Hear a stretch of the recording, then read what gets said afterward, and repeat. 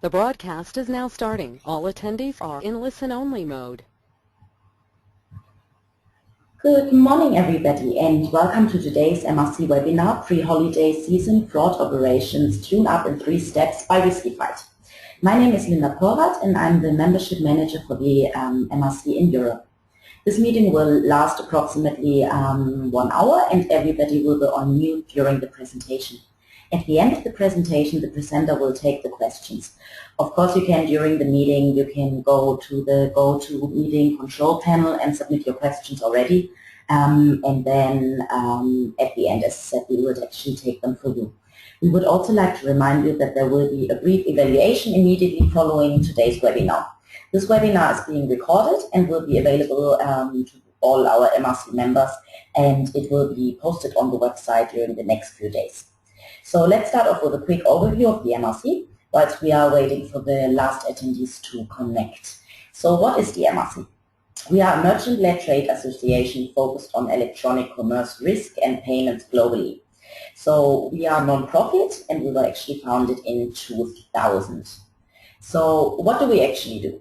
We have 4 main activities. It's benchmarking, networking, education, and advocacy. And we have proven the results from our MRC members as they have 44% less revenue loss. So who is a member currently? Currently we have multi-channel and e-commerce merchants, 380, so that's the main part. Then we also have all the credit card companies, the payment processors, the top 5 alternative payment providers, and the top 20 risk management providers, and some credit card issuers in the US. So where will you see us next? We have an upcoming event in Las Vegas, which is going to be in March on the 24th and 26th. And we also have one in Europe, which will be in May in Brussels in Belgium. So now I would like to introduce today's presenters, which is Ido Gal, CEO and co-founder from Riskified, and also Andy Friedman from Riskified as well, who is the CMO. So I pass it over to them, and I hope you enjoy the webinar.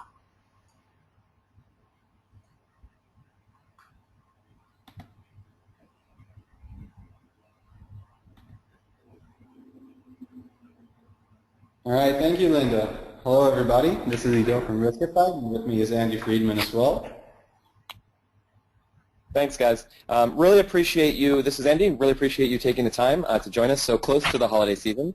We hope that the next 30-35 minutes is a valuable use of your time, and our goal is really to give you some great tips to help you get ready over the next couple of weeks to make an impact. Before we jump into the content, a very quick introduction of ourselves.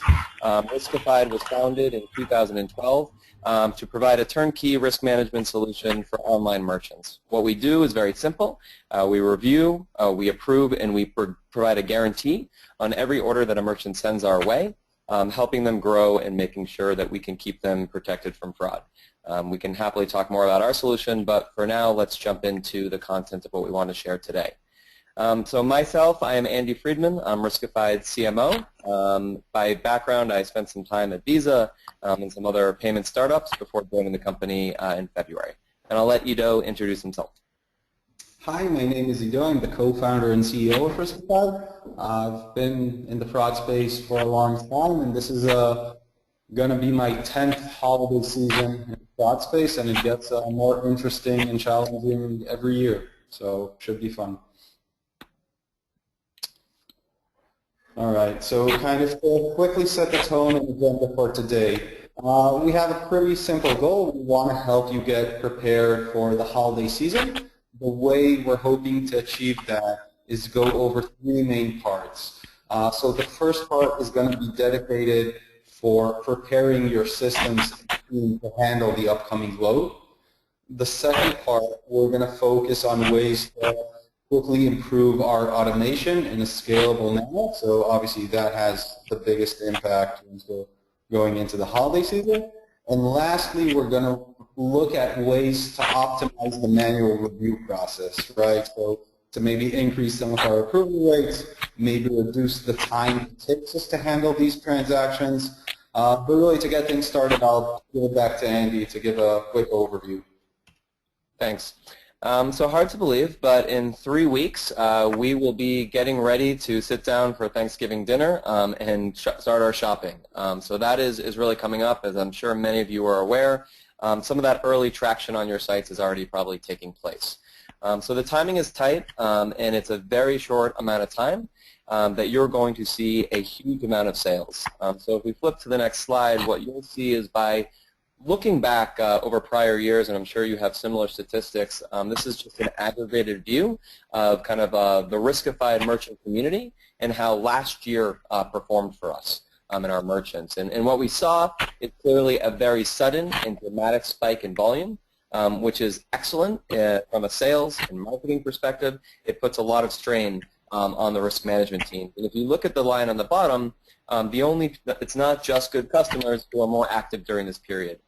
We saw a significant impact of fraudulent order attempts taking place over the amount of time. So they're exploiting this rush, and that's something that we want to help you make sure you're prepared for. I want to jump in. I mean, first off, obviously this is not scaled correctly. It's just to get the point across that we do see a relative increase on the fraud on entry. To me personally, it's quite interesting. It's something that I think has progressed over the years. I remember that historically, even though we've always seen these increases in volume, the fraud attempts have not been so blatant or have not been coming in as well. And I think it's an open question. What's causing this? Is it more, I don't know, chargeback related inquiries because of different return policies due to the sales season? Is it, have the fraudsters become smarter, understand that it's a time when there's a high load, a lot of pressure for us to approve more transactions, so they're trying to fit themselves in. But again, I'd love to get your merchant's take on this. It's something that we've been seeing increase, and last year it was very, very pronounced that within our merchant pool, which is above 2,000 merchants, a marked increase on fraud on entry. So interesting data point. Absolutely. So that's just to reinforce some of the challenge that you're about to experience. So clearly there's going to be this sudden spike of volume. Everything's on the line. The team is counting on so much of this volume for your overall annual planning, and that puts the stress on your fraud team. You have to review these orders quickly. You have to make good decisions. You can increase the amount that you're paying in chargebacks, but you also don't want to leave good money on the table. So what we're going to jump into is the 3 steps that Ido talked about earlier, which is making sure that your team is prepared to handle the load. You have the right rules in place to help them kind of make sure that only the right orders are getting to that manual review, and then once they're there, how do you improve that accuracy? So step 1 is really about how do you handle the load. So as we look at kind of the planning, it really becomes a capacity challenge. So you have a team, most likely of varying degrees of experience, and ability to take on and handle orders. This is maybe a way that we look at the world. You have beginner analysts, you have experienced analysts, and you have your masters. They all can do certain things. They can do things better and faster. And you just want to make sure that as you forecast your volume, you're taking that into consideration so you know exactly that you have the team at all times, off hours, to handle the volume increase that you're going to be seeing over the next couple months. So if we go a little bit deeper into this, the question that you should be asking yourself is really about how do you assign responsibility and risk. So when we look at this world, again, going back to that breakdown of the beginner experience and master analyst, a couple things that you can think about. One is what level, up to an order amount or a product type or a certain market, are you comfortable with each stage kind of taking on? When do they need to go up to a senior analyst to kind of get counsel or other second opinion? And then more importantly, even if an analyst can approve up to a certain amount, you want to make sure that you set clear rules in terms of what they're able to decline. Because declines is really the issue that you want to avoid. You want to be able to approve as much as possible, and you don't want to get an inexperienced analyst in a situation where they don't want to make the wrong decision and cost the company money, so they decline an order that could be good and could be found out to be good by taking the additional time or effort or elevation to new people on the team. So this really comes into a couple things, breaking down the types of orders, making sure the team is properly trained, and then understanding, and this is something that you can put up on every desk, that when they can approve an order, when they have to go up market, and when they can make that decision. So another thing that we see is, again, you want to make sure that collaboration across your team is something that's happening real time and continuously. So what we find at Riskified is that within our team, we want to make sure that we're learning from our previous mistakes and successes. And over the next 3 weeks, if you haven't started this already, it's a really good opportunity to tap into that resource, your team, your analysts who are spending their time reviewing the orders every day, and kind of elevate and highlight certain situations. Find the situations or the examples where maybe there was a tricky order, was approved successfully, or where an order that was approved turned out to be fraud. And making sure that you can understand the patterns of why that happened, so everyone goes in with the same starting point of how that works. You may have your own internal collaboration tools. At Riskified, we use tools like Dapulse is one. There's another, we use Google just as a shared collaborated documentation. Make sure that you're asking your team now to enter those examples so you can highlight the wins and failures, schedule a kickoff meeting to share with your team. The last piece here is just knowing that you can measure where you are and where you're going. So I don't want to spend too much time here. You have your own metrics. What we would counsel you on is ensuring that both from a manual review, a decline, and a chargeback standpoint, you understand what you're tracking. So especially as that early spike happens around Black Friday, you can analyze how are you doing in terms of the amount of volume being routed to manual review, how you're doing in approvals, declines. Chargebacks obviously will follow, but it's going to be really powerful to have those expectations up front. So just to summarize this section, because we want to get into the good stuff and how do you improve your models, up front in terms of making sure your team is prepped, a few things to be clear on. One is making sure you have the capacity, and if you haven't allocated those resources, this is the time to do it. Making sure everyone knows where they sit and what they can do from a responsibility standpoint. Ensure that you have shared all the best practices, so schedule a kickoff team, make sure you're communicating openly, and know what you want to hit, your performance goals. So that's kind of step one. I'll turn it back over to Ido to talk about step two, which is getting your models and automation ready for the holiday season. Thanks, Andy. So I think this is kind of an interesting way to frame the discussion, getting the automation ready for the holidays. So obviously automation is something that you need to work on constantly, right, to have it up to certain performance metrics. What is helpful is that, usually throughout the year we're used to handling a certain fixed load, right? It might be 100 transactions a day, it might be 10,000, doesn't matter. And we have the capacity to deal with that. And now, comes in this holiday sales season and goes up 3x, 4x, sometimes even 7x, right? And automation is the best way to solve this problem. So we really try to focus on quick wins.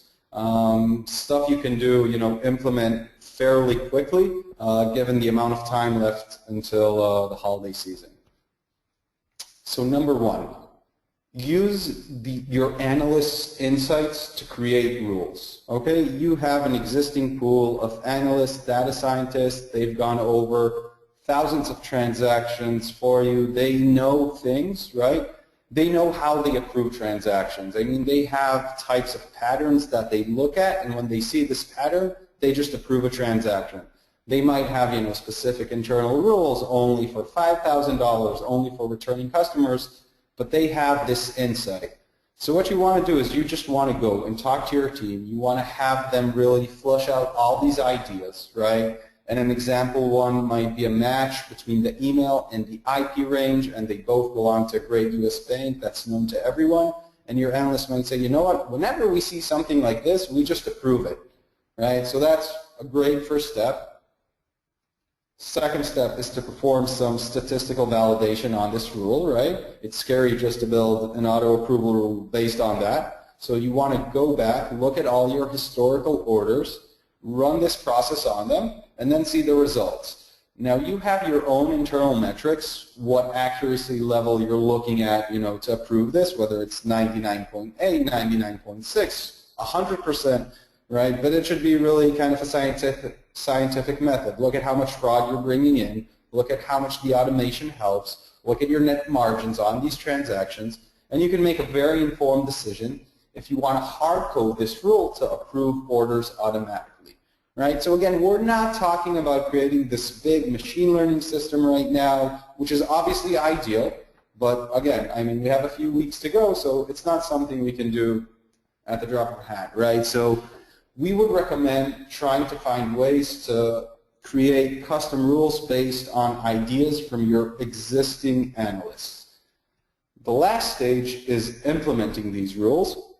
Now, this can be a bit tricky. You all have different systems with different methodologies for inputting these rules. But at the end of the day, if you're not able to input it as a hard-coded rule in the back end of the system, you can even, print out on a piece of paper and have it plastered all over the office, and that way even the new analyst or the inexperienced ones can understand that there are, easy ways to approve these orders, and they won't spend too much time on them, right?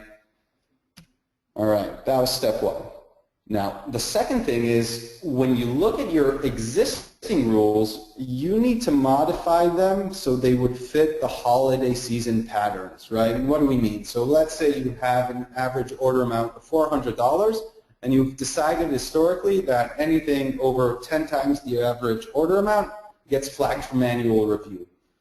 So during the holiday season, the average order amount might go up significantly, right? Instead of $400, it's now $700.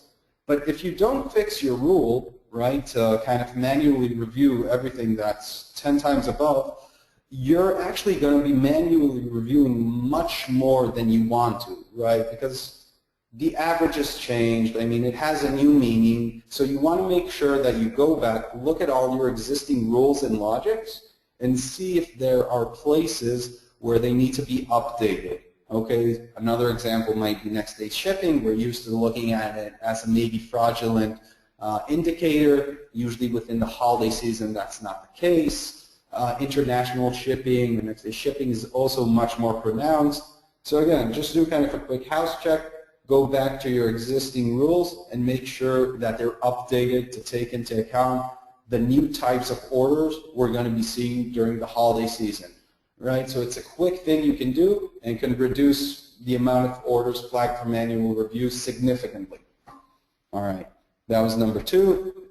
Number three, and this is important throughout the year, but again, because it's so important to get that automation rate high now that we're in the holiday season, make sure you're using all the available information in your models.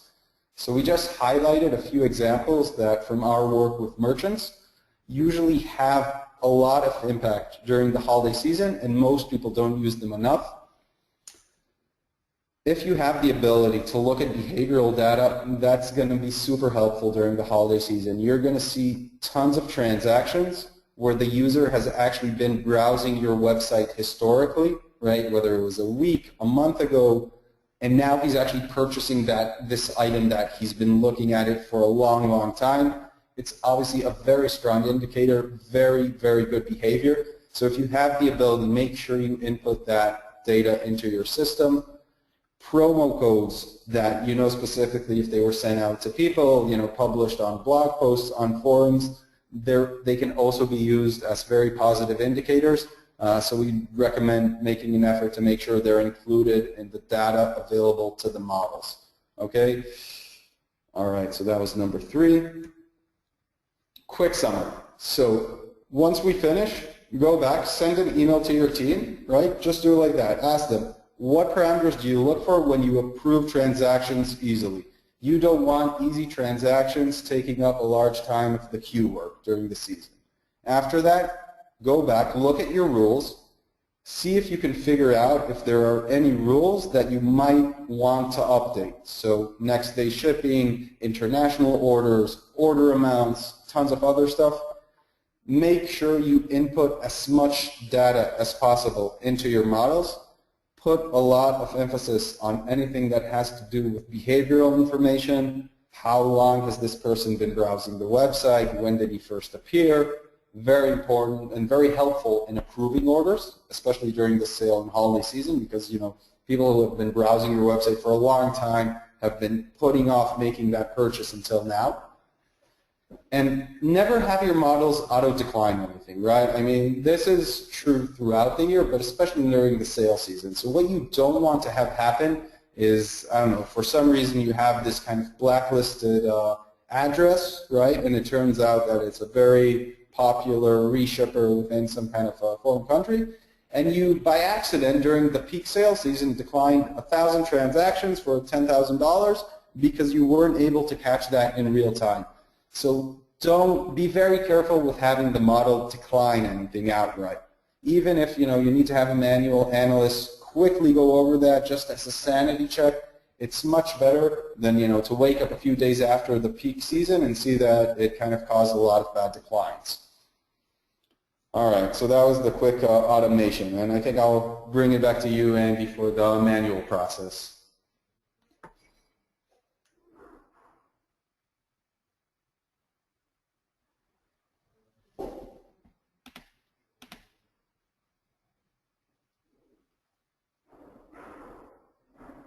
Andy? All right. So you know what? I think I'll go ahead. Sorry, I'm back. I was speaking on mute. My mistake. So end of the day, as long as you are doing kind of what we're recommending and ensuring that you're optimizing your models but not auto-declining, there will be that inevitable additional strain on your manual review queue. And so what we want to talk about next is what you can do to ensure that you're doing the research now, putting in the time now, so when those orders do come in and when that additional strain is on your team, you can move through that quickly. So we'll talk about a couple things that you can do from a research perspective. Who else in the organization do you need to get involved? And then we'll be able to provide you some useful tips. So first, a couple things that you can do when looking at kind of the past is again, go back and look at prior orders. So we would recommend looking at a few different buckets of order types. The first may be orders that were ultimately approved after spending a lot of time going through a manual review process. We'll give you some examples of what that could look like and how you can apply those learnings. The second is define patterns. So where are some common similarities of orders that are being declined? So again, you can look at the right information and make those decisions on what you should be declining. What are the right decisions to make? And thirdly, you need a plan for international, especially if you're a global merchant, you're shipping into new markets, there's growth from other areas. This especially is true over the holidays when people from foreign markets are looking to get access to U.S. products or domestic products that they can't have in their home country. You need to have a strategy in place. So let's jump into the first situation, which is orders which may be approved after spending a lot of time in the queue. So let's talk about two different scenarios here. One could be an example where maybe it was 24 hours where an order was kind of being reviewed. End of the day, it was a high-value order, or was coming as a complicated order detail. Maybe it was being reviewed by the wrong person. So going back to what we discussed earlier, where there's different responsibilities and roles, making sure that the people who get assigned the order are the right people, or if they're not, that order can be escalated as quickly as possible, is going to help with the efficiency of making these decisions. So having that clear scheduling and clear policies in place is going to help minimize that impact. The second thing, and this is something that is really important, is to ensure that your team is looking or focusing on the right data points, not the wrong ones. And what I mean by that is if you think about an order dynamic, there are several different data points that a merchant can be looking at that a fraud analyst could get stuck on.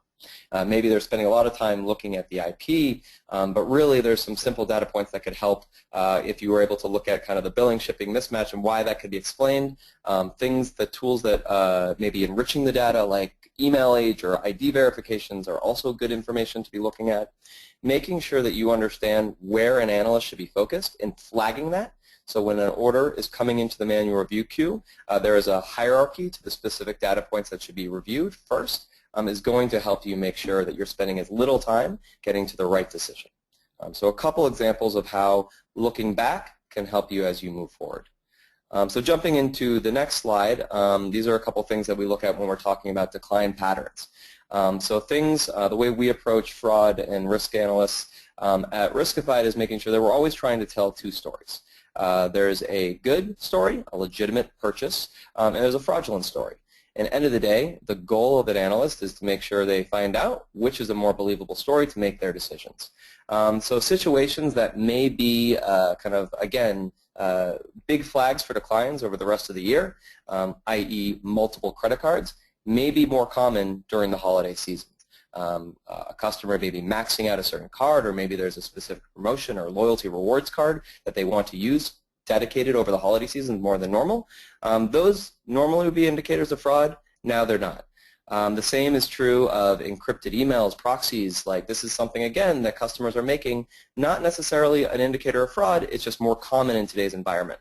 And the last point here is probably something that's pretty common and in your minds already. Billing, shipping mismatches are far more common over the holiday season as you're shipping things to family, friends, from abroad.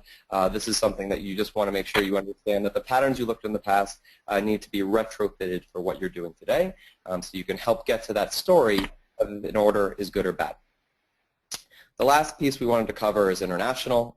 So what we're showing you here is really interesting. It's kind of how we look at, from a Riskified perspective, the world of our declines on an international basis. So this doesn't mean that every order that's coming from high-risk countries are bad. It just means you need to ensure that you have the strategy in place and the data information available to better understand those markets so you can make the right decision. So what does that mean? That means that if you're seeing a huge spike in volume coming from certain European markets, Russia, Brazil, invest in ensuring that you have the right data sources available. That could be proxy detection. That could be potentially local white pages, social media. Understand how you can pull in the right information to help you get to a decision quickly in markets that you're not as comfortable or familiar with as a team. So this is really important, and you know your customers, you know where they're coming from, you know your growth from a global perspective. Prioritize where you think you're going to be able to make the most impact, and find third-party solutions if you need to help you in markets that you're not comfortable. The last piece here is just kind of how you think about the role of the fraud team in respect to the rest of the organization. So potentially this is something you're already doing, maybe as the queue demands increase. You're already working with or pulling over resources from other divisions like customer support. Either way, having a real-time and very good collaborative relationship with your support team, the people who own the relationship with the end customer, is critical. So we actually do not advocate for reaching out to customers for additional information. It adds friction, and in a time like the holiday seasons where there's so much choice on the customer perspective, you want to minimize that friction that you're bringing in. If you do need to reach out to get additional data sources, make sure that you're following these tips. You are truly empathetic. You're trying to be transparent about why you're reaching out and what you need, and then having a plan if they don't respond. End of the day, you're going to have to make a decision. You want to try to get the right information with as little friction as possible, but this is really critical, and your customer support team needs to understand. So if an order is declined or if there is a situation, they have all the right data that can be communicated back to the end customer, and this is going to help you just minimize the impact that will have on your end users who you're trying to make sure are happy through the entire period. So to summarize this section, just a couple things to bring back.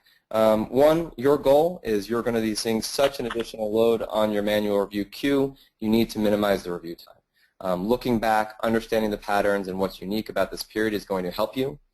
Pull in additional data sources as relevant, or make sure that your team is familiar with every data source that you have, so when the orders are coming in, they know how to use the tools that are at their disposal.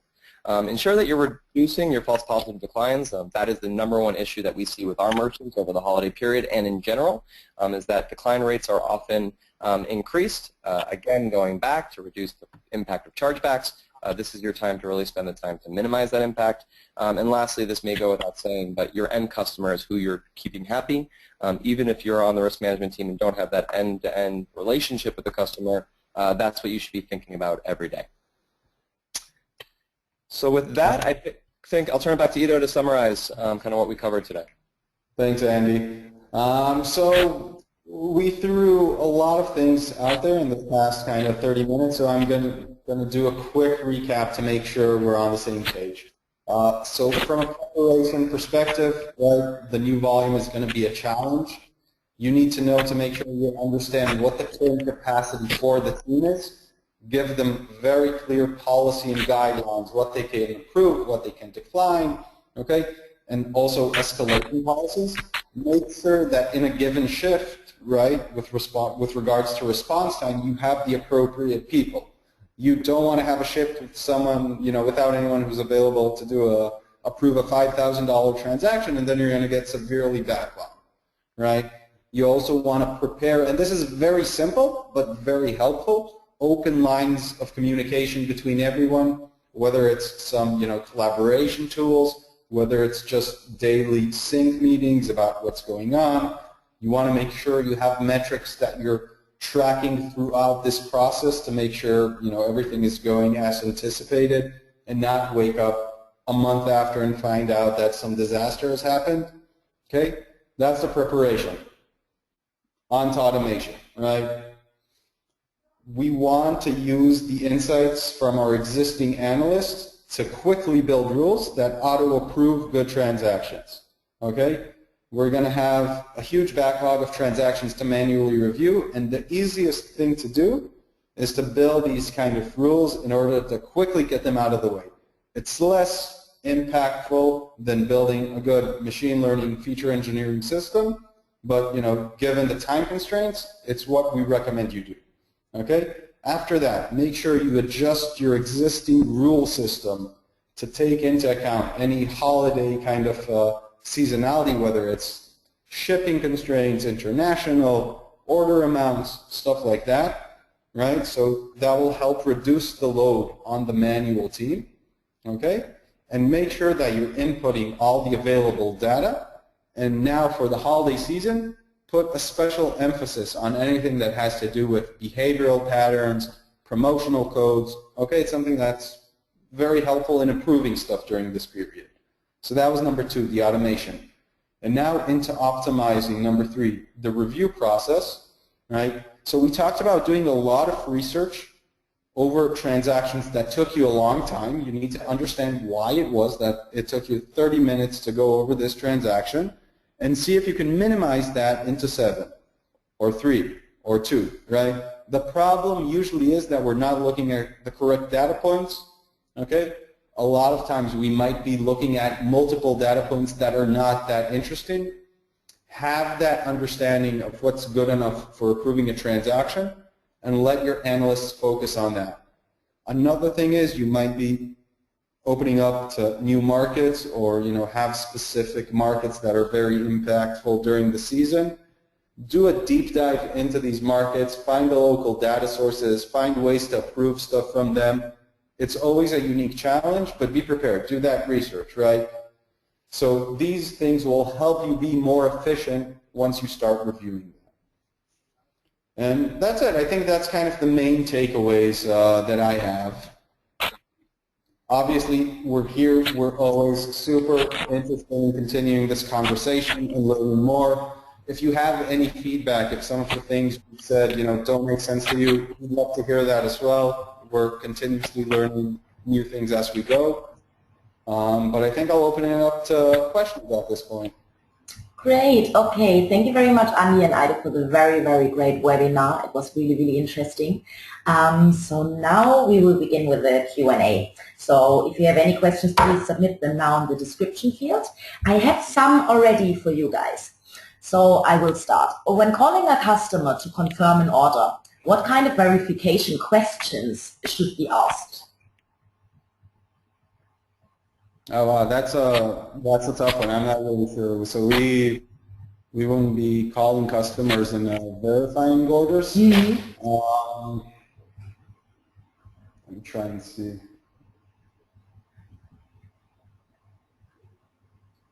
Okay, I mean we can order this after. Hold on. So first off, the real answer is that it depends. You should have in advance, you should know why you're calling, right? So you can either say, you know what, I think this is if this person, John, answers this number and tells me that he performed the transaction, that's good enough for me, right? Because John is a good identity, and the real reason you're worried is that you're thinking it might be someone else who stole his identity, right? But you can link, let's say, that phone number to John. So I'm saying there are a lot of different ways. You need to make sure you're asking the right question in advance, right? Because if you just want to verify that it's really him who put the transaction, you don't need to ask anything else rather than, is it you? If you have different concerns, like does he really have this credit card, then I'm guessing it's going to be a different story. But there's no fixed answer, and you want to check in advance, right, that you know what questions you want to be answering once you're performing this very high friction experience. Okay, great. And let's talk a little bit about your last holiday season. Did Riskify see any interesting fraud patterns at all the last time? So I don't know, it's less of a fraud pattern, but one of the more interesting patterns that I saw, and this relates to some of the, I think Andy touched about that around proxies and IPs, we had a large population of merchants who had country-specific sales. So if you would browse, from the UK to the website of the merchant, you wouldn't see the special, Black Friday prices. So we actually had a ton of people use proxies in order to get into these sales. And from a risk perspective, they're actually good buyers. From a policy and store perspective, right, merchants might decide they want to accept this order, they might not. But it was very interesting. I didn't see that for a long time. I've never seen that before, and definitely not at the level that I saw it last year.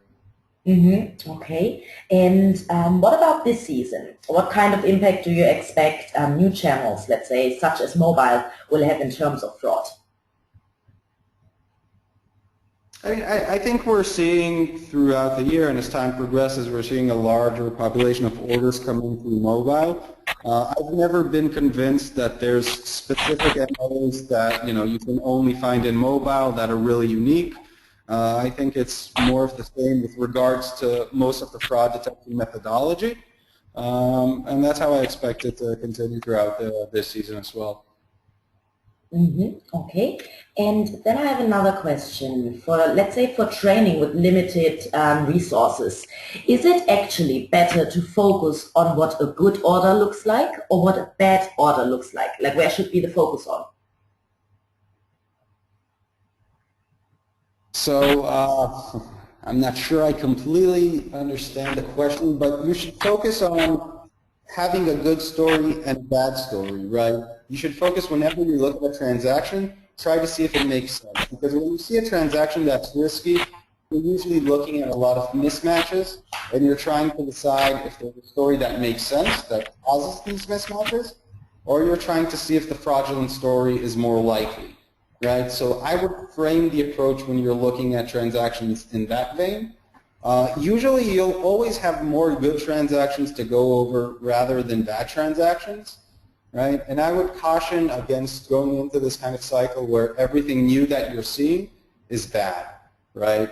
So you've not seen all the types of transactions in the world. There's always going to be something new, emerging countries, emerging stuff, right? Ask for help if you're not sure. Honestly, that's probably the best way. There's no one size fits all, but it's a great community, whether it's us, whether it's the MRC, whether it's other merchants, pick up the phone. Ask people what's their experience been shipping $500 GoPros to China with specific localities. We should help each other out in that regard. Okay, great. I think that was all the questions for now, but we still can see your screen, so it's great. So if you have any questions to Riskified, feel free to contact them via email or just contact us and we can forward the question for you. So Aido and Andy, do you have any last words for our attendees? No, I think we just want to wish you a great holiday season with lots of success and very little fraud. I'll second that. Great. Okay. Well, guys, thank you so much for the great insights and for sharing them with us. As I said, it was really, really interesting and we appreciate it. And I would also like to thank all our participants who were attending the MRC webinar. If you have any ideas for future webinars or calls, please feel free to contact us and we try to convert this in our content. Then again, thank you very much for attending and then have a great day. Bye. Bye. Bye-bye.